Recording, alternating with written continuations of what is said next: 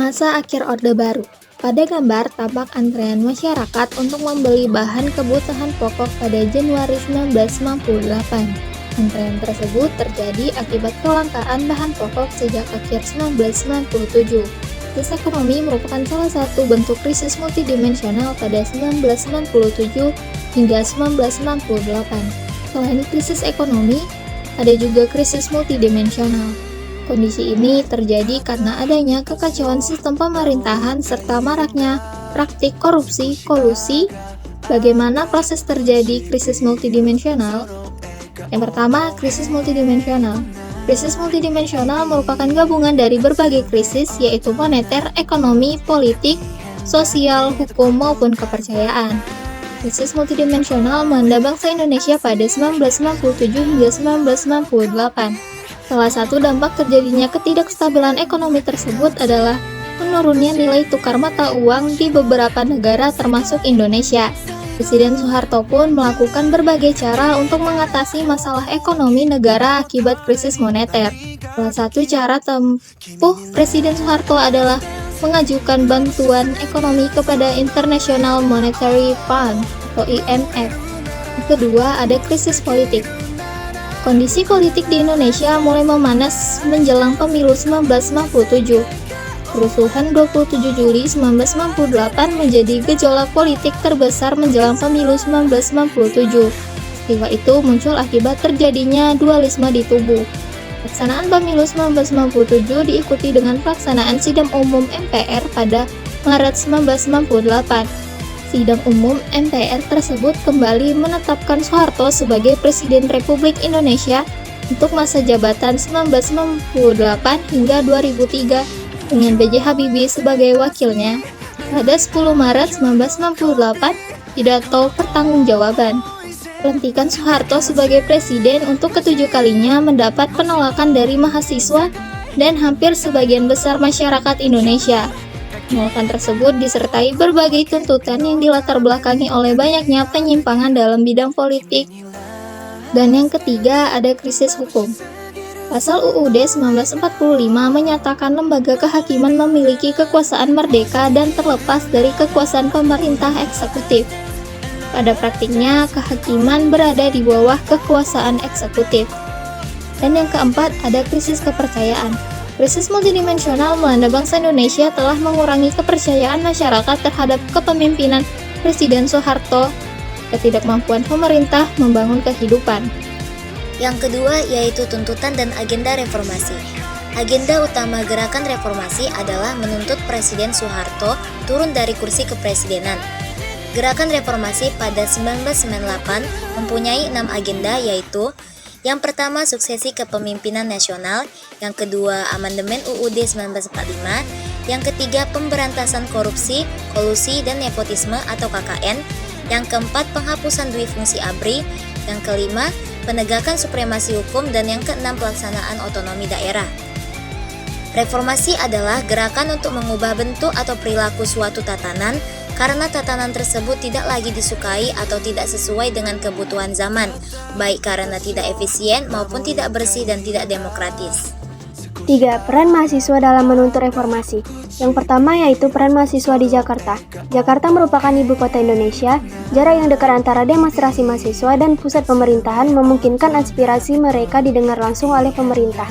Yang kedua yaitu peran mahasiswa di Yogyakarta. Pada 8 Mei 1998, mahasiswa dari beberapa perguruan tinggi di Yogyakarta seperti Institut Sains dan Teknologi Akprin, Sekolah Tinggi Teknologi Nasional, Universitas Kristen Duta Wacana, Universitas Gadjah Mada, Universitas Sanata Dharma, dan IKIP Negeri Yogyakarta melakukan unjuk rasa menuntut reformasi. Unjuk rasa mahasiswa Yogyakarta tersebut berakhir dengan bentrokan di Jalan Gejayan. Peristiwa tersebut dikenal dengan tragedi Gejayan. Yang ketiga yaitu peran mahasiswa di Bandung. Aksi demonstrasi di Bandung dipelopori oleh mahasiswa Universitas Padjadjaran dan Institut Teknik Bandung. Selanjutnya puluhan mahasiswa se-Bandung Raya bersatu dalam forum. 4. Peran mahasiswa di Surakarta. Aksi mahasiswa di Surakarta dipelopori oleh mahasiswa Universitas 11 Maret dan Universitas Muhammadiyah Surakarta. Aksi tersebut dipicu oleh aksi demonstrasi di wilayah Jakarta dan Yogyakarta. Gelombang demonstrasi tersebut menuntut Presiden Soeharto turun dari jabatannya. 5. Peran mahasiswa di Surabaya. Mahasiswa Universitas Airlangga, Surabaya menggelar aksi keprihatinan secara damai pada 8 April 1998. Aksi tersebut berusaha dibubarkan paksa oleh aparat sehingga menyebabkan jatuhnya korban. Peristiwa tersebut memicu kira-kira 20.000 mahasiswa gabungan dari 16 perguruan tinggi di Surabaya menggelar aksi serupa di Universitas 17 Agustus Surabaya. Pengunduran diri Presiden Soeharto. Banyak permasalahan yang dihadapi oleh Presiden Soeharto, mulai dari krisis ekonomi, sosial, hukum, dan politik. Presiden Soeharto sudah meminta bantuan terhadap IMF untuk membantu ekonomi Indonesia. Krisis ekonomi ini sangat mempengaruhi pemerintahan, sehingga banyak mahasiswa serta rakyat untuk meminta Presiden Soeharto turun dari jabatannya. Lalu, Presiden mengumumkan akan turun jabatan setelah pemilu periode berikutnya. Pada Kamis 21 Mei 1998, seluruh insan pertelevisian dipanggil ke Istana Negara untuk mengabadikan momen pengunduran diri Presiden Soeharto. Presiden Soeharto mengumumkan bahwa sesuai pasal 8 Undang-Undang Dasar 1945, Wakil Presiden B.J. Habibie akan melanjutkan sisa masa jabatan Presiden. B.J. Habibie pun segera dilantik sebagai Presiden Republik Indonesia. Pada saat itu, B.J. Habibie mengucapkan sumpah sebagai Presiden Republik Indonesia dengan disaksikan oleh Ketua Mahkamah Agung. Selanjutnya, Wiranto mengumumkan ABRI akan tetap melindungi keselamatan keluarga Soeharto. Masa pemerintahan B.J. Habibie tahun 1998 sampai tahun 1999. Pelantikan B.J. Habibie sebagai presiden secara tidak langsung menyebabkan kondisi sebagai berikut. 1. Ketegangan politik menurun. 2. Desakan untuk memberlakukan demokratisasi dalam sistem politik makin kuat. 3. Muncul desakan untuk mengadakan pemilu guna memilih anggota legislatif. 4. Desakan untuk mengusut berbagai kasus korupsi, kolusi, dan nepotisme yang terjadi pada masa Orde Baru makin kuat. Beberapa saat setelah pelantikan Presiden B.J. Habibie, MPR memberi mandat kepada Presiden B.J. Habibie untuk memimpin pemerintahan transisi, melaksanakan agenda reformasi secara menyeluruh dan mendasar, serta segera mungkin menyelesaikan kemelut yang terjadi. 1. Membentuk Kabinet Reformasi Pembangunan. Pada 22 Mei 1998, Presiden B.J. Habibie membentuk kabinet baru bernama Kabinet Reformasi Pembangunan. Kabinet ini terdiri atas 4 menteri koordinator, 20 menteri yang memimpin departemen, dan 12 menteri yang memimpin bidang tertentu. 2. Membebaskan tahanan politik. Pada masa pemerintahannya, Presiden B.J. Habibie memberikan amnesti dan abolisi kepada beberapa tahanan dan narapidana di masa Orde Baru. 3. Menjamin kebebasan pers.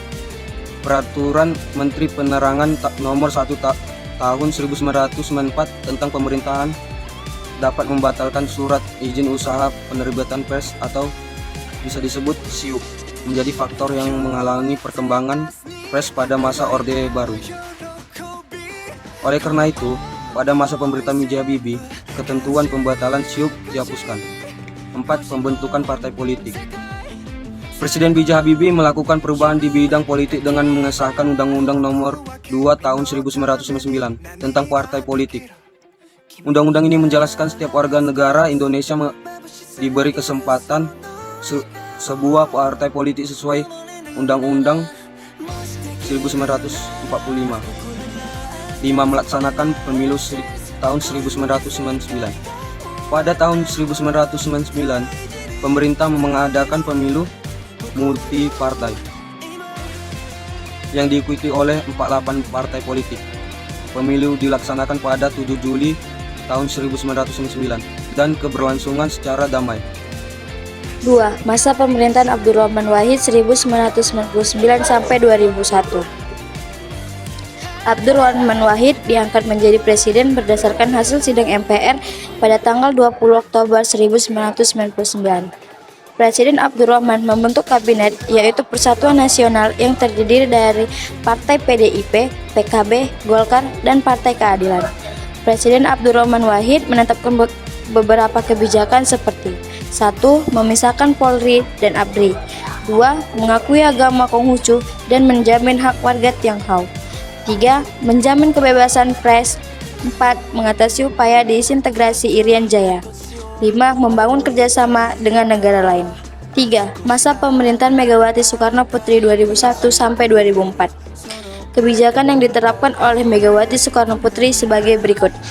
1. Membentuk agenda pemerintahan melalui kabinet gotong royong. 2. Melakukan reformasi di bidang politik dan hukum. 3. Disintegrasi dan kedaulatan wilayah. 4. Melakukan reformasi di bidang ekonomi. 5. Melaksanakan pemilu 2004. Presiden Megawati Soekarno Putri dibantu oleh Hamzahas sebagai wakil presiden. 4. Masa pemerintahan Susilo Bambang Yudhoyono dan Yusuf Kala 2004 sampai 2009. Susilo Bambang Yudhoyono dan Yusuf Kala dilantik secara langsung oleh Pilpres 2004. Setelah dilantik, Yusuf Kala segera menyusun kabinet bernama Kabinet Indonesia Bersatu. Kebijakan Susilo Bambang Yudhoyono yaitu: yang pertama, kebijakan dalam bidang politik; yang kedua, kebijakan dalam hukum; yang ketiga, kebijakan dalam ekonomi. Setelah dengan Yusuf Kala, Susilo Bambang Yudhoyono pada pemilu 2009 dimenangi dengan Boediono pada tanggal 20 Oktober 2009 dan menerapkan kebijakan Kabinet Indonesia Bersatu 2. Yang pertama, memperbaiki pelayanan publik; yang kedua, memperkuat sistem politik; yang ketiga, mewujudkan good governance; yang keempat, memajukan pendidikan. Pemerintahan Joko Widodo dan Yusuf Kala pada tahun 2014-2019. Pada masa pemerintahan Presiden Joko Widodo dan Wakil Presiden Yusuf Kala, pembangunan jalan tol merupakan salah satu bentuk pemerataan ekonomi. Pasangan Joko Widodo dan Yusuf Kala terpilih sebagai Presiden dan Wakil Presiden periode 2014-2019. Pada 26 Oktober 2014, Wakil Presiden dan Presiden mengumumkan daftar nama yang akan menduduki posisi menteri dalam pemerintahannya. Kabinet ini bernama Kabinet Kerja. Pemerintahan Joko Widodo dan Yusuf Kala menerbitkan beberapa kebijakan. A. Peningkatan kesejahteraan rakyat. Untuk meningkatkan kesejahteraan rakyat, Presiden Joko Widodo membangun berbagai infrastruktur seperti jalan tol, jembatan, bendungan, pelabuhan, dan bandara. B. Kebijakan ekonomi. Pada 17 November 2014, Presiden Joko Widodo mengumumkan kenaikan harga bahan bakar minyak atau yang disebut BBM. Pengumuman ini direspon dengan aksi demonstrasi di berbagai daerah. C. Kebijakan kelautan. Dalam bidang kelautan, Presiden Joko Widodo menginstruksikan perlakuan keras kepada pencuri ikan di wilayah perairan Indonesia. Selain meminta diadakan razia, berharap kapal-kapal asing yang melakukan illegal fishing untuk ditenggelamkan di wilayah perairan Indonesia tersebut. D. Kebijakan pertambangan. Sebagai contoh, mulai 2014, PT Pertamina memiliki kendali pertambangan minyak bumi di Blok Mahakam. Setelah 30 tahun, blok minyak berada di bawah kendali perusahaan asing. Periode pemerintahan Joko Widodo dan Yusuf Kala berakhir pada 2019. Oleh karena itu, 2019 KPU menyelenggarakan pemilihan presiden dan wakil presiden. Tanggal 17 April 2019, Presiden Joko Widodo mencalonkan diri kembali dan didampingi oleh Ma'ruf Amin. Dalam pemilu tersebut, pasangan Joko Widodo Ma'ruf Amin harus berhadapan dengan Prabowo Subianto yang didampingi oleh Sandiaga Uno. 7. Masa pemerintahan Joko Widodo dan Ma'ruf Amin. Presiden Joko Widodo dan Wakil Presiden Ma'ruf Amin terpilih dalam pemilu presiden yang dilaksanakan pada 17 April 2019. Pemerintahan pada periode ini masih melanjutkan program-program pemerintahan pada periode sebelumnya.